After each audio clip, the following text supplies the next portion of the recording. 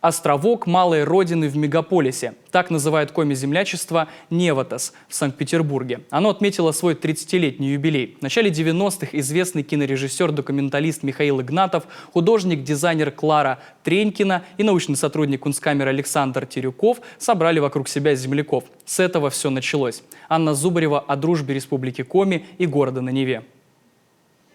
Коми и Санкт-Петербург связывает уже многолетняя история. И землячество «Невотас» ее только укрепляет. Появляются новые проекты в деловой, культурной областях. Бизнес строит свои отношения. Одна из задач объединения – дать возможность землякам встретиться, а еще сохранить самое важное – память. Мы вспоминаем нашу родину, наши корни, наши места, где мы родились, где мы выросли.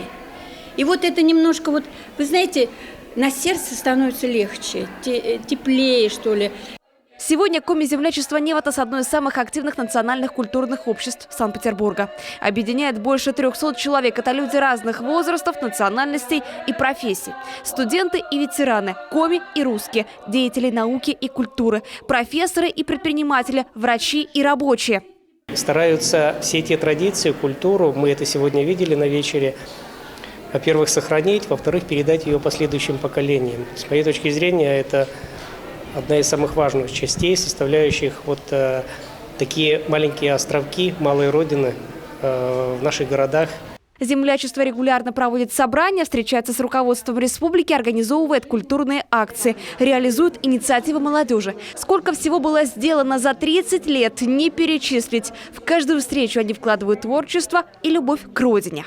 Когда я говорю, что я иду на землячество, среди своих, знакомых, и они говорят, какие вы молодцы, как хорошо, что у вас есть землячество. Вот мы приехали, скажем, из другого города, а мы никуда не ходим, у нас нету этого землячества. И нельзя сказать, что на встречу «Невотас» всегда приходят одни и те же люди. Организация по-настоящему межэтническая. Среди участников есть те, которые не родились в республике, а, например, отработали много лет на нашем севере и сейчас живут в городе на Неве. У нас всегда есть новые люди, которые хотят посмотреть, чем мы занимаемся. Многие из них потом становятся нашими постоянными гостями. Участники объединения хотят, чтобы в землячество приходило больше молодых людей. Это важно, чтобы не растерять багаж, накопленный поколениями. И говорят, не надо забывать про самых маленьких. Детей стоит обучать коми-языку. Родителям молодым, которые живут в Санкт-Петербурге, просто умоляю, чтобы они разговаривали дома на языке коми и чтобы учили детей. Может быть, им не надо будет, но пусть они хотя бы элементарные слова знали, потому что это их обогащает.